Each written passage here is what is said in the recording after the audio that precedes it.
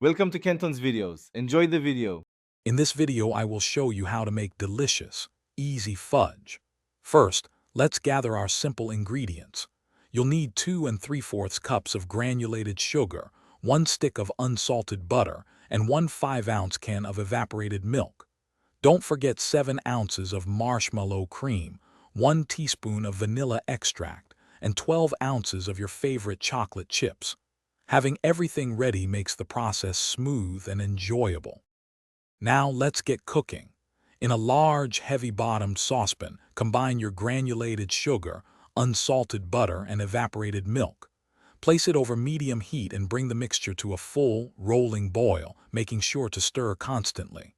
Once it reaches a full boil, continue cooking for exactly 5 minutes, stirring continuously to prevent it from sticking or burning. This step is crucial for the fudge's texture. After 5 minutes of boiling, remove the saucepan from the heat right away. Now, it's time for the magic. Quickly add the 7 ounces of marshmallow cream and the 12 ounces of chocolate chips. Stir vigorously until everything is completely melted and smooth.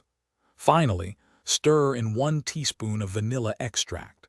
This combination creates that rich, creamy texture and delightful flavor we all love in fudge. Once your fudge mixture is smooth, pour it into a greased 9 by 13-inch pan. Spread it evenly with a spatula. Now comes the hardest part, patience. Let the fudge cool completely at room temperature for several hours until it's firm.